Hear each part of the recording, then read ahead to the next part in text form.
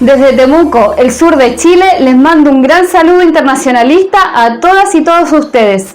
De Temuco, dans le sud du Chili, je vous envoie une grande salutation internationaliste à tous. Je vis dans la région de l'Araucanía, territoire et épicentre de la résistance du peuple mapuche.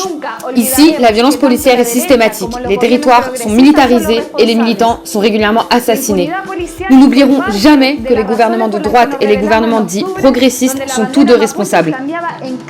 L'impunité de la police a été l'une des raisons pour lesquelles nous nous sommes rebellés en octobre, où le drapeau mapuche flottait au-dessus de chaque manifestation.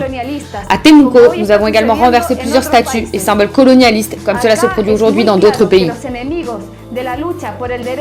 Ici, il est clair que les ennemis de la lutte pour le droit à l'autodétermination nationale et territoriale des peuples opprimés sont les monopoles forestiers, les latifundistas, les capitalistes et leurs forces répressives.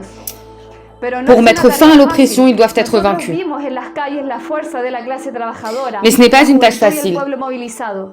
Nous avons vu dans les rues la force de la classe ouvrière, de la jeunesse et des personnes mobilisées. C'est pourquoi nous avons renvoyé le gouvernement Piñera dans les cordes. Et nous avons aussi vu comment les partis réformistes et la bureaucratie syndicale ont empêché la chute de ce gouvernement.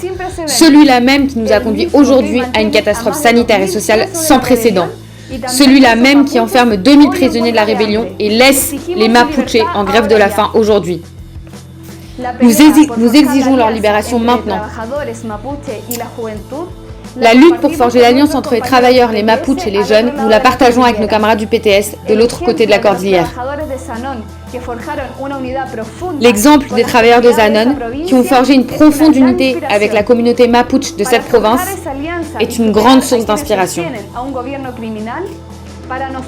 Pour aider à forger cette alliance et à vaincre ceux qui soutiennent un gouvernement criminel, il est urgent que nous prenions des mesures pour construire un parti révolutionnaire de la classe ouvrière, une nouvelle gauche anticapitaliste et révolutionnaire.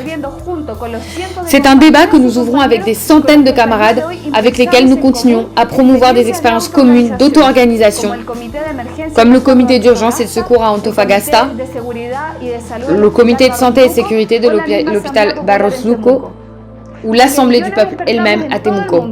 Parce que des millions d'entre nous se sont réveillés dans le monde entier, la tâche consiste aujourd'hui à surmonter et à terminer ce que nous avons commencé. Une véritable étreinte de lutte et d'internationalisme.